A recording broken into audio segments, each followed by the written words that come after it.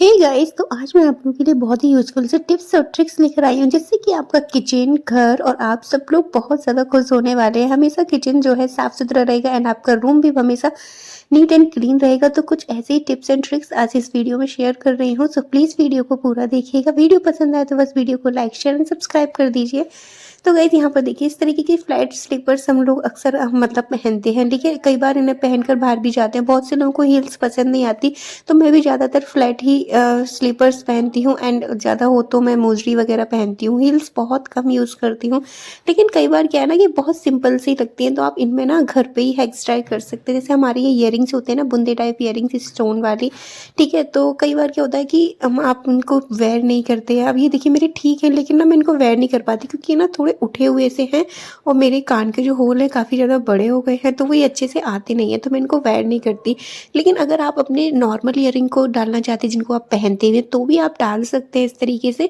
तो क्या है, इस तरीके से बीच में फंसा के और साइड से निकाल दीजिए और फिर अपना पेच लगा दीजिए, क्योंकि अगर आपको एज अ इयरिंग इनको यूज़ करना है तो आप पेच निकाल के अपने वापस से इयरिंग बनाकर यूज कर सकते हैं, ठीक है? तो आपके इयरिंग्स भी ख़राब नहीं होंगे और इस तरीके से आप इंस्टेंट अपने किसी भी स्लीपर वगैरह में एक इंस्टेंट लुक क्रिएट कर सकते हैं।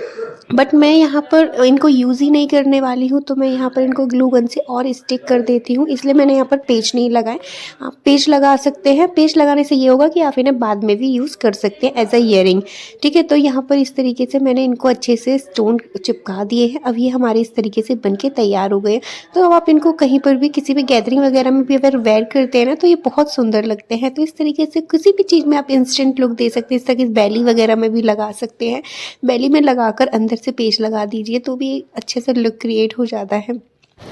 आई होप गाइस कि आपको मेरा ये आइडिया पसंद आया हो। इसी तरीके से आप पर्स वगैरह में भी इनका यूज़ कर सकते हैं। तो इसी तरीके से मल्टीपल चीज़ों में आप इनको यूज़ करके अपनी चीज़ों में इंस्टेंट एक लुक, डिफरेंट सा लुक क्रिएट कर सकते हैं। देखिए कितनी अच्छी और इतनी प्यारी सी लग रही हैं।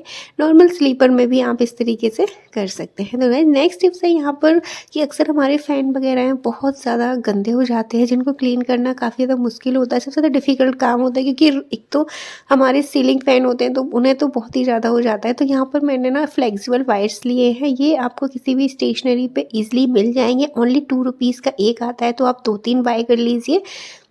तो यहाँ पर मैंने एक फ़ोम का गत्ता जो होता है ना, फ़ोम स्क्रबर, आप उसका यूज़ कर सकते हैं। एंड यहाँ पर इस तरीके से मैंने इनको वायर्स को इसमें इस तरीके से लगा दिया है और पीछे की तरफ ये थोड़ा-सा निकाल लेंगे हम इनको यहाँ पर और इसको इस तरीके से नॉट कर देंगे जिससे ये निकले नहीं, ठीक है? तो यहाँ पर मैंने 3-4 वायर मेरे पास पड़े हुए थे, तो मैंने सभी को इस तरीके से लगा के और पीछे से इस तरीके से नॉट कर दिया है। अब आगे से ये इस तरीके से ईज़िली फ्लेक्सिबल हो जाते हैं, इसलिए मैंने यहाँ पर इनका यूज़ किया है।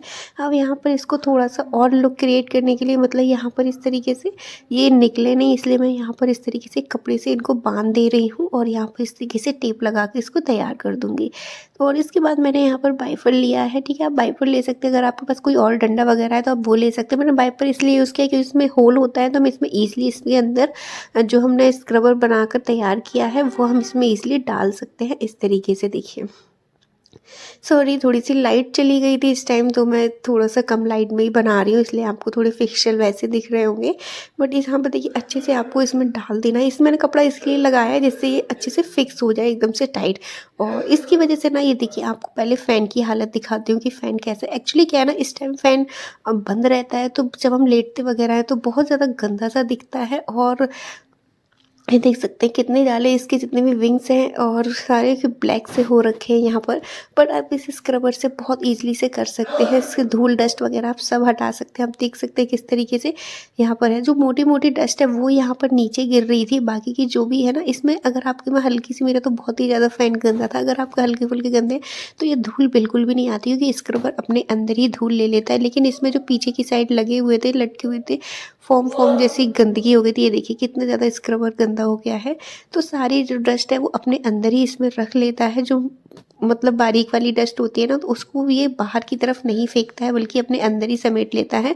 ये देखिए इस तरीके से आप ऐसे करते जाएँगे। बट फ़ैन को थोड़ा-सा स्टॉप करने के लिए आप दूसरे डंडे का भी यूज़ कर सकते हैं, ठीक है?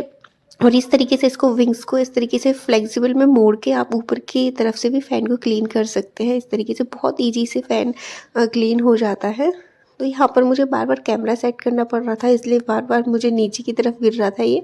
तो यहाँ पर इस तरीके से आप कर सकते हैं। आप किसी की हेल्प ले सकते हैं जिससे कि वो फ़ैन को स्टॉप करके रख सकें। और देखिए यहाँ पर सारी जो डस्ट है मैंने यहाँ पर निकाल दी है। ओनली मुझे यहाँ पर सिर्फ 2 मिनट लगे सारी डस्ट को हटाने में।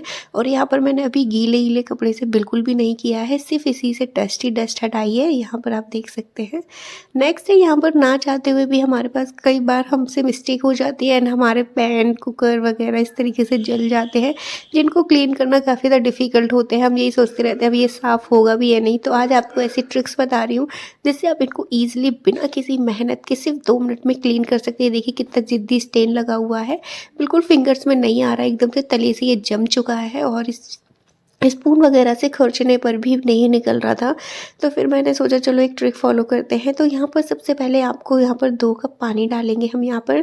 तो अभी फ़िलहाल मैं नॉर्मली पानी डाल रही हूँ और आपको ऐसा नहीं है कि जहाँ तक स्टेन लगे हैं आपको वहाँ तक फ़िल करना है, ऐसा ज़रूरी नहीं है। आप सिर्फ 2 कप पानी डालिए। उसके बाद मैंने यहाँ पर आधा चम्मच बेकिंग सोडा लिया है और उसके बाद मैं यहाँ पर व्हाइट विनेगर का यूज़ कर रही हूँ। आधा चम्मच मैंने यहाँ पर व्हाइट विनेगर यूज़ किया है एंड जो भी डिश वॉशर था मैं वो यूज़ कर रही हूँ, क्योंकि ये डिश वॉशर में ऑलरेडी लेमन इंक्लूडेड था, इसलिए मैंने यहाँ पर इसको यूज़ किया। अगर आप कोई डिटर्जेंट या सोप यूज़ कर रहे हैं तो आपको आधा लेमन भी स्क्वीज़ करना होगा इसमें, ठीक है। तो इस तरीके से आप गैस पे रखेंगे, गर्म हो जाएगा, फिर आप स्लो कर दीजिए तो ये फॉर्म बन के ना ऊपर की साइड इस तरीके से आ जाएगा, पर आपका गिरेगा नहीं नीचे, ऊपर तक इसी तरीके से रहेगा। और सारी गंदगी आप देख सकते हैं कि इतनी सारा पानी काला हो गया है। अब यहाँ पर मैं ब्रश का यूज़ कर रही हूँ। अगर आप स्टील वाले स्क्रबर का यूज़ कर रहे हैं तो गर्म में ही आपको करना है, हाथ से तो आप कर नहीं सकते। तो अगर आप स्क्रबर का यूज़ कर रहे हैं तो आप स्पून वगैरह, फॉर्क वगैरह में उसको फंसा के फिर क्लीन कीजिएगा। ये देखिए इस तरीके से गर्म में करेंगे ना तो बिल्कुल ईजी तरीके से भी, आप हल्के हल्के हाथ से भी करेंगे ना तब भी सारे स्टेन वगैरह अपने आप ही रिमूव हो जाएंगे। देखिए साइड से मैं हल्का सा घुमा रही हूँ और ये देखिए सारे स्टेन हो रहे हैं। आपको पानी अभी फेंकना नहीं है जब तक आप इसको अच्छे से स्क्रबिंग ना कर दें अच्छे से, क्योंकि इससे क्या है सारी जो जितनी भी डस्ट है वो अपने आप ही निकल जाएगी। तो यहाँ पर देखिए अब मैं यहाँ पर अच्छे से कर दिया है। अब मैं यहाँ पर इस पानी को डायरेक्टली सिंक के पाइप पे डाल रही हूँ, जिससे कि पाइप की क्लीनिंग भी अच्छे से हो जाएगी।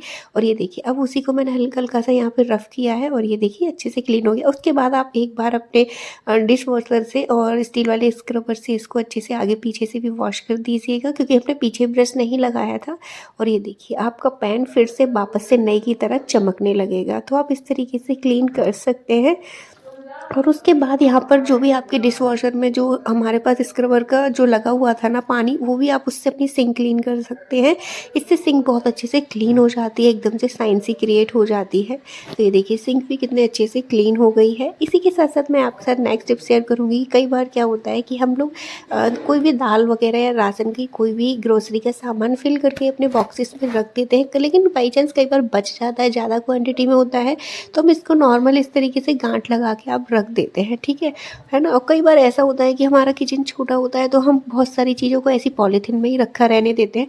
तो ऐसे डायरेक्टली रखने की बजाय आप इस तरीके से बॉटल का ऊपर का हिस्सा इस तरीके से कट करके और इस तरीके से पॉलीथीन के अंदर डाल के एकदम से टाइट स्क्वीज कीजिएगा और इसके विंग्स को इस तरीके से फैलाकर फिर आप यहाँ पर इस तरीके से कैप लगा दीजिए, ठीक है। आप चाहें तो इसको इस तरीके से हैंग वगैरह भी कर सकते हैं इस तरीके से, नहीं तो आप ना यहाँ पर इसको एक्स्ट्रा पार्ट को आप हटा दीजिए। मैं तो यहाँ पर एक्स्ट्रा को हटा रही हूँ क्योंकि मैं इनको सबको भर के एक कंटेनर्स में, बड़े से कंटेनर्स में रख दूँगी, क्योंकि कई सारी पॉलीथीन है तो इस इतना सारा सामान मैं किचन में नहीं रख सकती, तो मैं इस तरीके से रख देती हूँ। तो अगर आपको बाई चांस इसमें से निकालना है तो आप डायरेक्टली ऐसे भी निकाल सकते हैं।